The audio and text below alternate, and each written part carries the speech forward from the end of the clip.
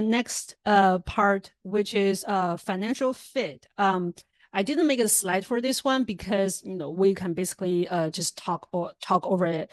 The first factor about in the financial fit is you need to think about the financial aid policy on this campus in this school. After all, paying college is expensive. It costs a lot of money, so that should be a big factor for you to consider. And for some families, the financial fit might be the number one factor in terms of choosing the right colleges or fit colleges. As I mentioned, the financial aid policy is need-based or merit-based or need-blind.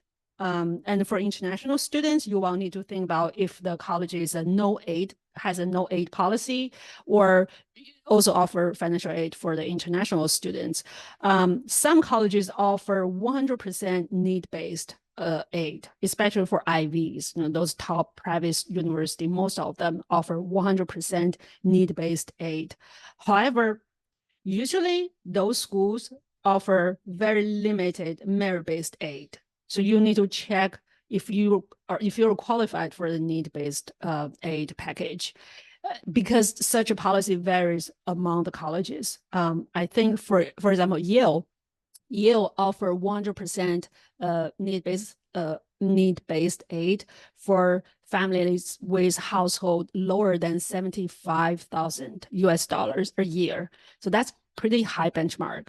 But for some other colleges, maybe they have a lower benchmark. So you'll have to check the need-based policy, the qualification of that policy.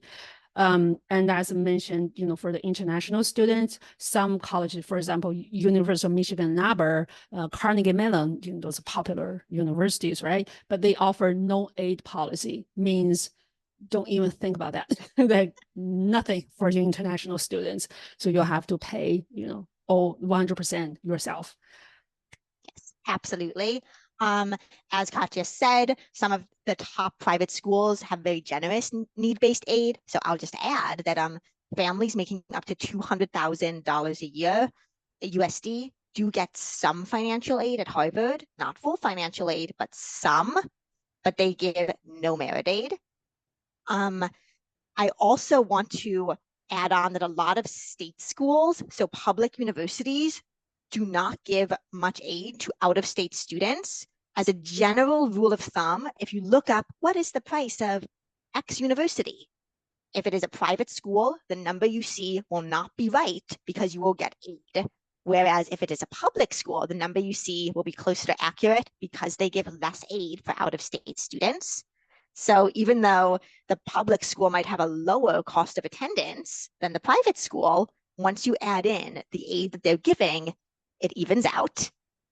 And then two more things I will just really want to say are that if you care a lot about graduating with no debt, you want to go where you get the most aid, you often have to go to a school where your SAT or ACT and GPA and profile puts you above the average student. You can't go to a school where you would be average. So often students will choose less selective schools where they stand out to get better financial aid, which is a perfectly valid choice, but it's important to realize that you will have to make trade-offs. Very few people stand out at Harvard because everyone there is so talented. Exactly. I also want to mention just one more thing is you consider the full cost of attendance. Because usually we just check the tuition, and just university would list tuition very clearly. But some hidden costs like a meal plan, books, activities, dorms, food, transportation, everything, everything adds up.